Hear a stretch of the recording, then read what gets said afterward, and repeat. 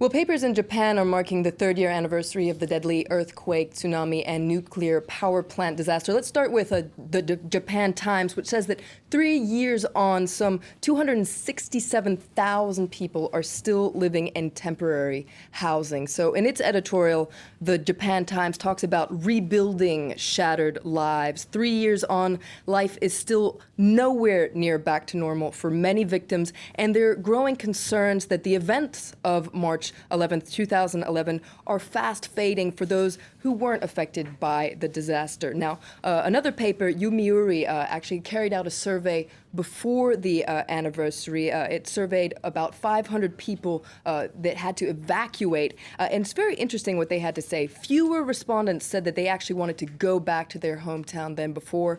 35%, for instance, who were living in the Fukushima prefecture said they wanted to go back, and 73% found that reconstruction was too slow, so quite critical of the government. Now, the Japanese government has also been drawing criticism for its stance on nuclear energy. That's right. The Asahi Shimbun says that in the aftermath of the Fukushima disaster, the Democratic Party of Japan, their administration, had devised a specific plan to wean Japan off nuclear energy, but that legislation was put to rest when the party lost power in 2012. So papers in Japan are critical of the government, as are papers outside of Japan. La Croix, for instance, the Christian newspaper here in France, says that Japan cannot escape from nuclear energy. And they actually interview a man named Oe Kenzaburo. He won the Nobel Prize for Literature in 1994, and he has very harsh words. He says that the nuclear disaster in Fukushima was useless. He's very critical of the Prime Minister Shinzo Abe. He hasn't learned his lesson from history, he says. Now, other papers here in France, Flo, continue to focus on the phone tapping scandal that involves the former president, Nicolas Sarkozy. Right.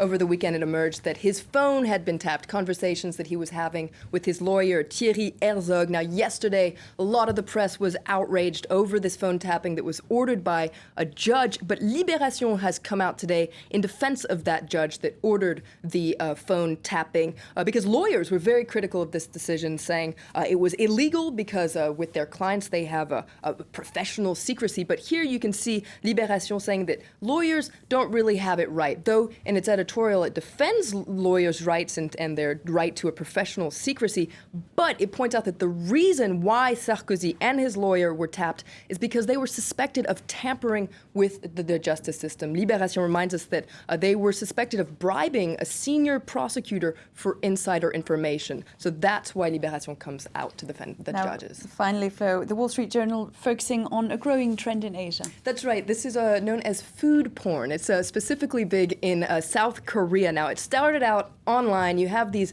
people who eat in front of their cameras and interact with other people. Now, it's very lucrative. One guy has earns $1,800 a month, but he's gained a lot of weight.